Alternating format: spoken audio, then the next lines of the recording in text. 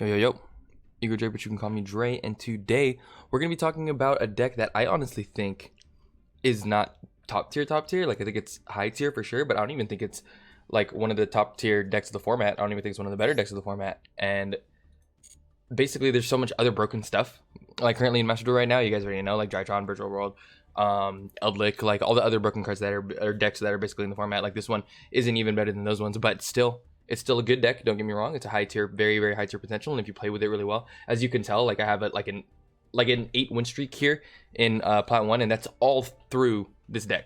And that deck's clearly going to be, if you didn't see the title and you know what you're searching up for already, it's going to be Invoked Dogmatica. I'll be going the card by card, and then afterwards I'm going to do the exact same thing. Just a couple replays at the end, towards the end, and what basically every single card does. If you're like new to the Invoked Dogmatica strategy, this will be really, really informative for you.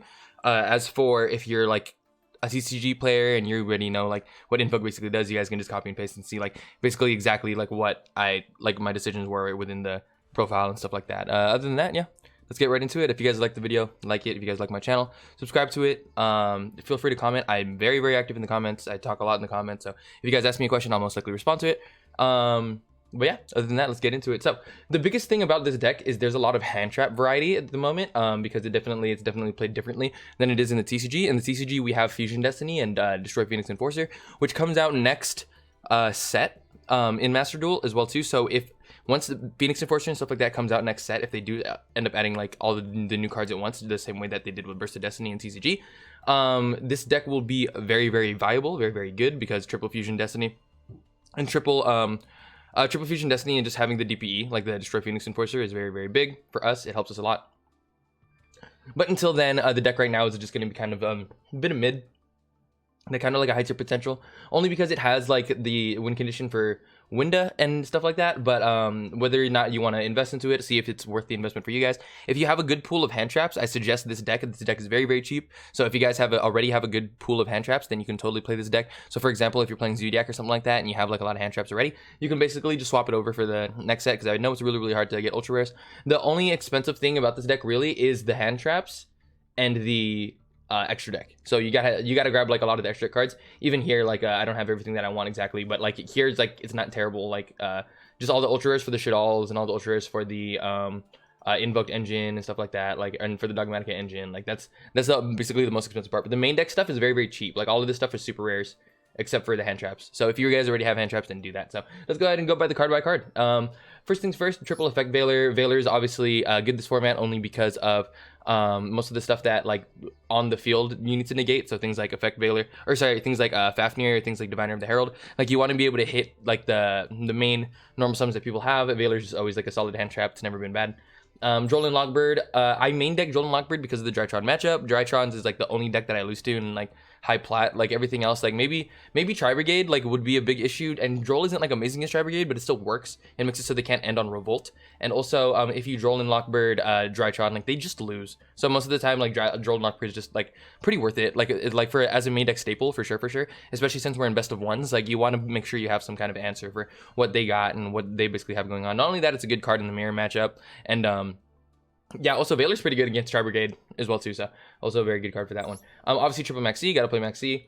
Triple Ash. Ash is just a good card in general. Like it hits everything. If you know what your opponent's deck is doing, you'll be able to hit everything. The important thing about playing a deck like Invoked Dogmatica, playing a deck like Zodiac, playing a deck like Live Twin, something with like a lot of hand traps. Like if you're playing something with a lot of hand traps, you want to know what you're playing against. So the important part is that you know where to stop them, right? So if you're playing these hand traps, or if you're playing a deck full of hand traps, you need to know when to hand trap. And that's a really, really good reason why a deck like Invoked is like a really, really good starter deck. So if you are building for the first time and like you're starting up with all your gems, like this is a good way to go, because it'll give you a lot of hand traps.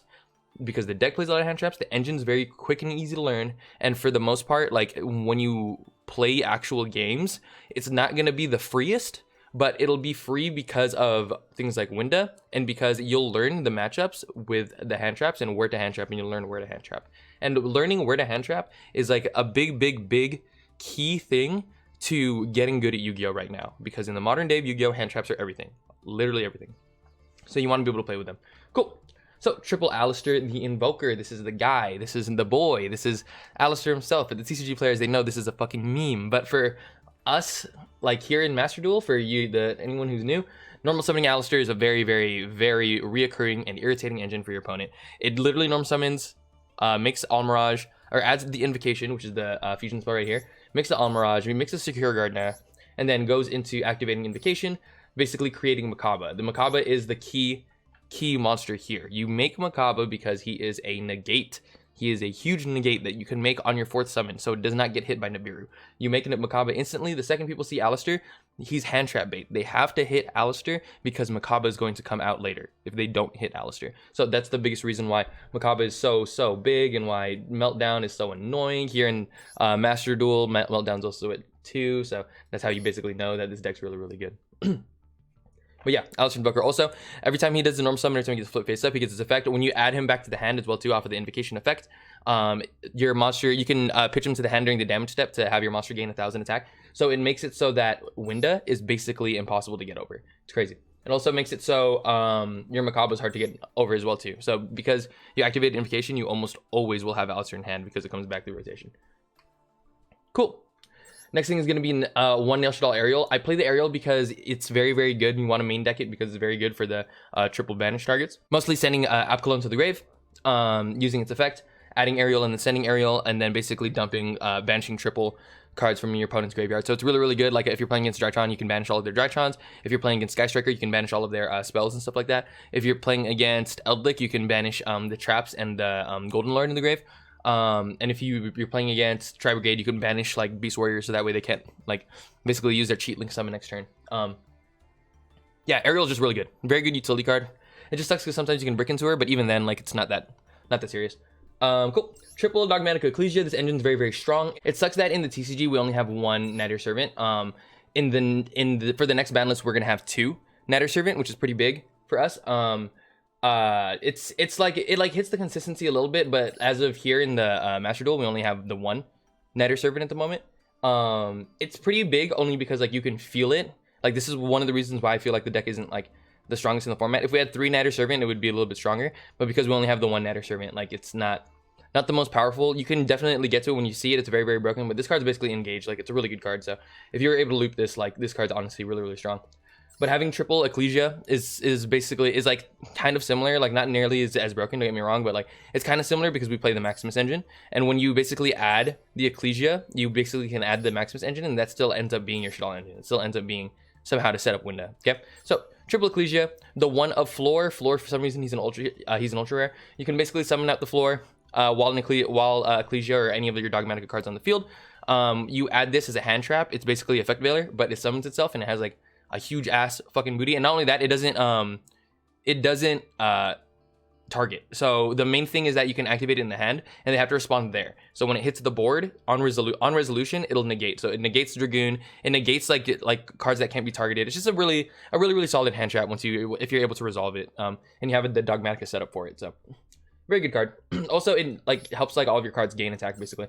1 Dogmatica Maximus. Maximus is pretty strong because you can basically summon it and then banishing the Almirage off of it, because you can always set up, right? So basically the way that the play works is you'll normal summon the Alistair, it'll summon into Almirage will summon into Secure Gardener, and then basically the Almirage will be in the grave. So if you special Ecclesia while the Makaba's out on the board, you can summon Maximus after, Maximus effect, have you send 1 Apkalone and then 1, where is it at? Titanclad?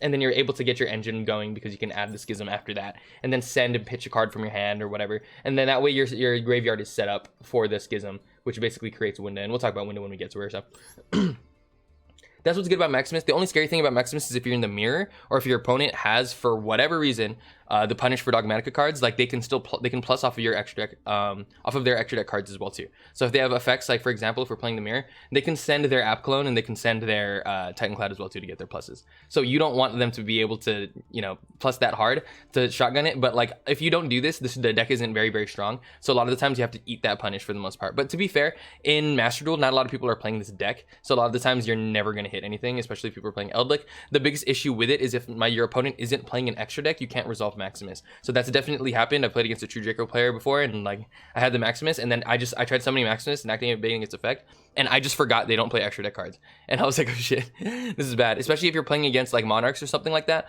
Like it can make it so that it doesn't do anything. But to be fair, Winda doesn't do anything against those decks either, so I guess it's fair for the most part. Onto the spells, Raigeki. Raigeki is a one of. It's a very strong. This deck has an issue breaking boards fully. Like I know that it has a lot of target popping, so like this card pops, like this card pops as well too. Like we can like definitely get rid of stuff. Schism will get rid of a monster maybe, but when it comes to a board wipe, like this deck doesn't have a lot of board wipes. So playing a card like Raigeki might be pretty good, at least like as a one of. One terraforming because you want 3 Meltdown. Double Invocation. This card's broken. You kind of don't want to see it in your opening hand. I've seen people play only one of this card. You kind of don't want to see it in your opening hand because it's a bit of a brick. But when you search it out and stuff like that, sometimes, especially for those who know, the real Alistair players, they draw it with Alistair. So that way, once it gets impermed or veilered, they have the invocation anyways. Basically, what you would do is you would just normal summon the Alistair effect, add the invocation, and then that's when you get to do your invocation plays. This effect is in the grave as well too. Basically, if this card's in your graveyard, you can target one of your banished Alistair the Invokers, shuffle this card into the deck, and if you do, add the monster to your hand. So that's what creates the recursion for the deck, right? So for example, say like your Alistair is banished already, and you don't have an invocation in the grave, but you have an invocation in your hand. You need to basically find a way to get that invocation into the grave. So a good way to do that is to send off of Apcalone. So Nadir Servant, send off of Apcalone, add the Schism, and then send the invocation to the grave. So then that way you can just activate invocation in the grave, add the Alistair back, and your engine is reoccurring next turn.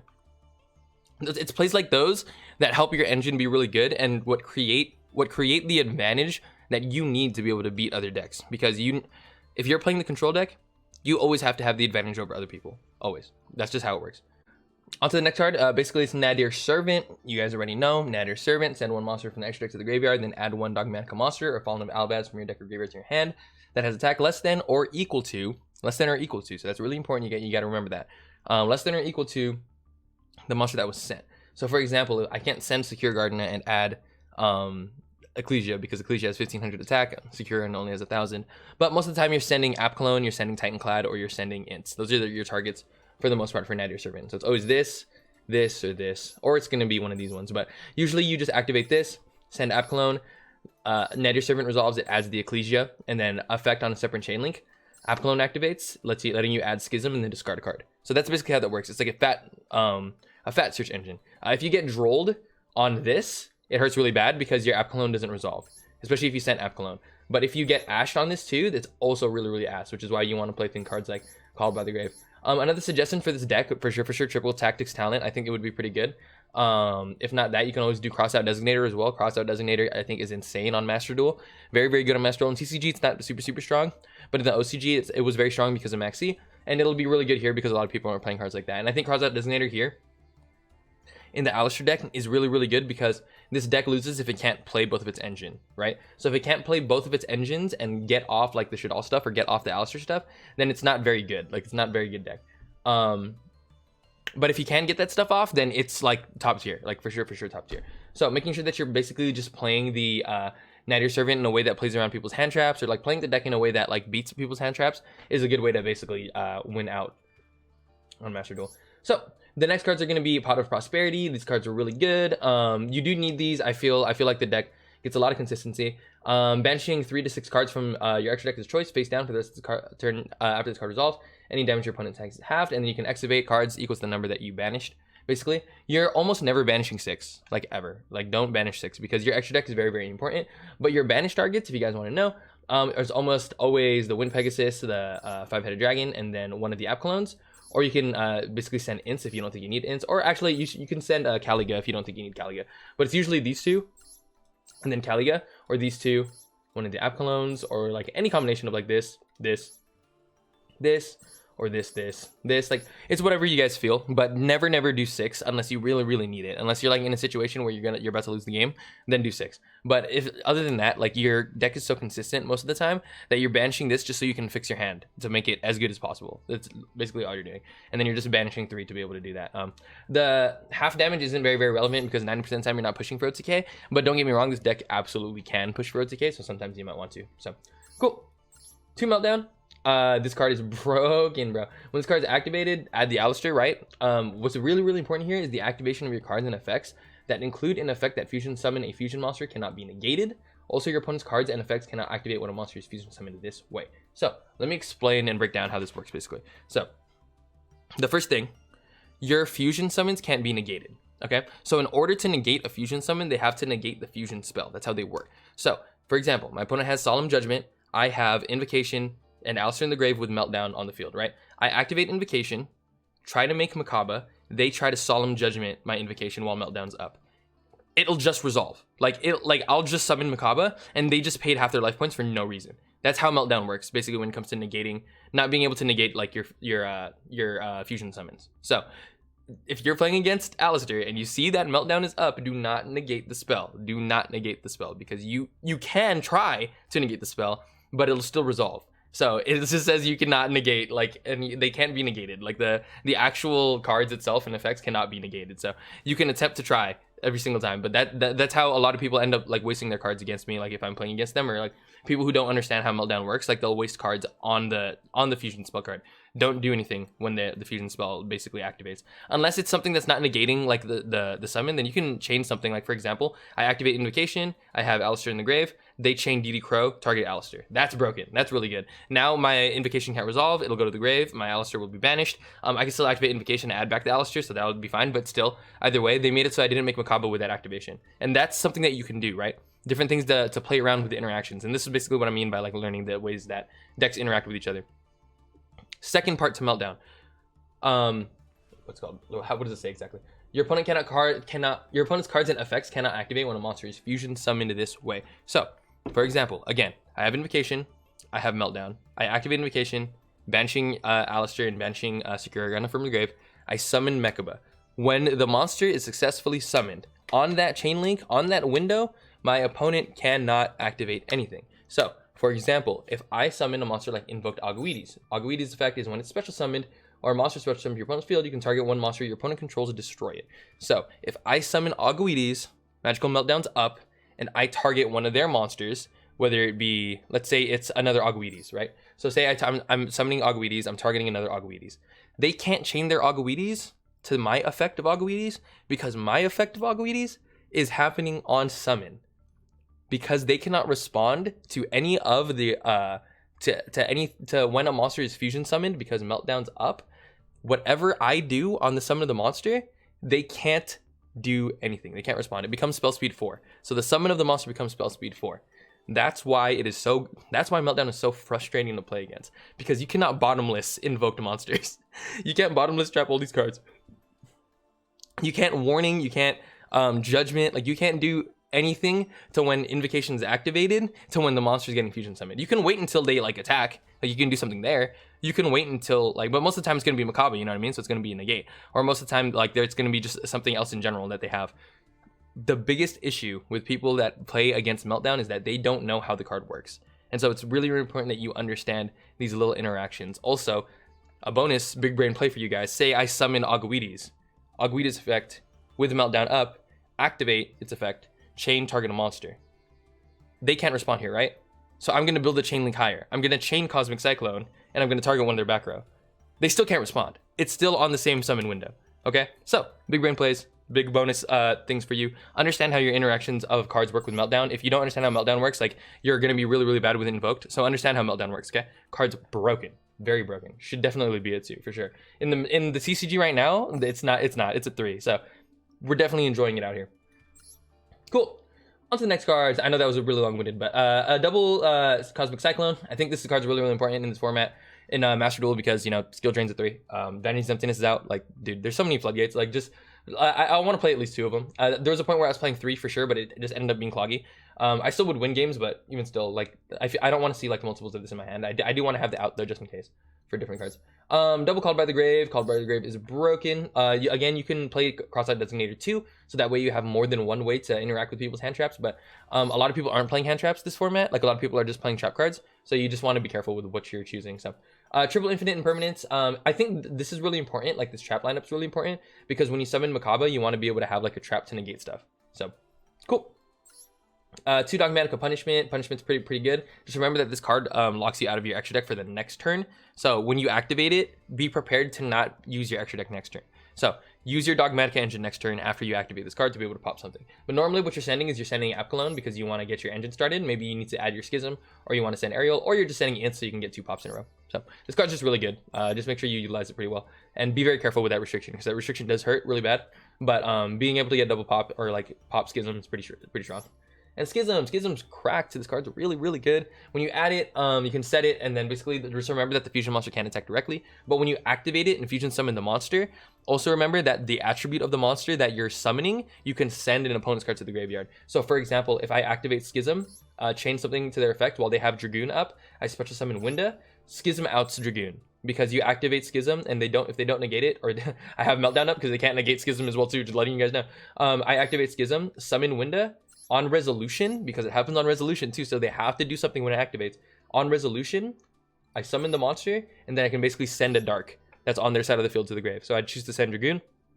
They can't respond. Broken. Super good card. Super good card. Not only that, it can be added back by construct. You just want to get to this as fast as possible, so that way you can abuse it as much as possible. That's why it's so good. Cool. And that's basically it for the main deck. The biggest thing about the main deck, like I would say the biggest issue, I guess, quote unquote, is that a lot of the times, because there's so many hand traps being played in this variant, you're going to draw a lot of hand traps. So like you got to know how to, there's those times where you're going to draw like 5 hand traps and like almost no starters. So you just need to know how to, they're not unplayable hands, because like this deck has a lot of 1-card starters like this, and this. Like all of these are 1-card starters for their engine, but still, you need to learn how to hand trap your opponent correctly, so that way you can use these cards correctly. Cool. For the extra deck, 1 Elder Entity Ints. This card's good because you can send it to pop a card.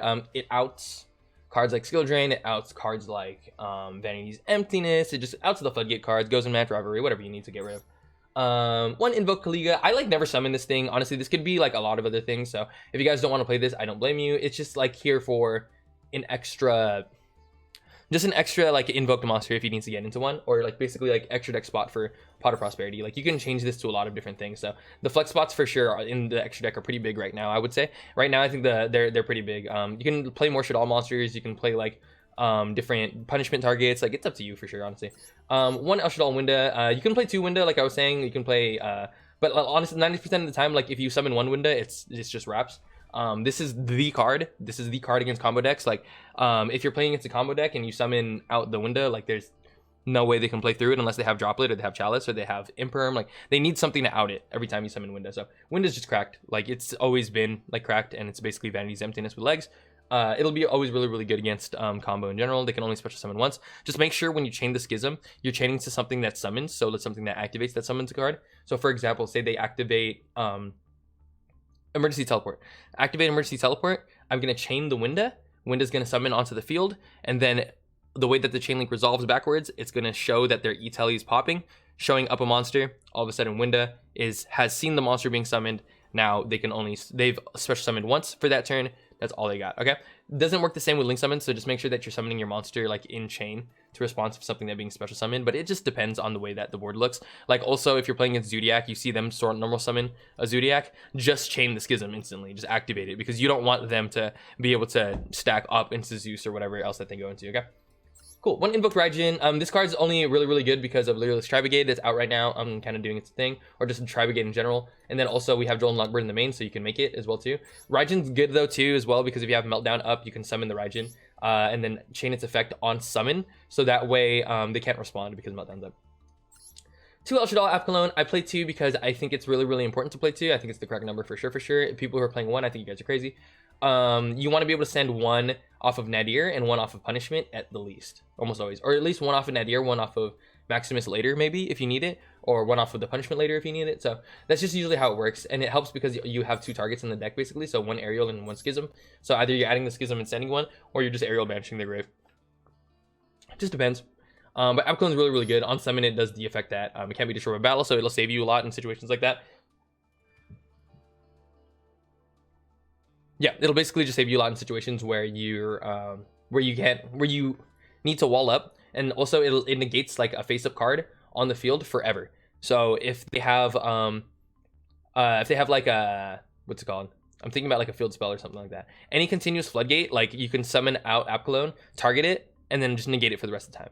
So it's good against Virtual World too as well, because a lot of times they leave up their Chuche, they leave up their Qinglong, and you want to just summon out the app clone, target like the Chuche, and then basically negate it forever. So that way they just have the Chuche up there dead, like it can't do anything.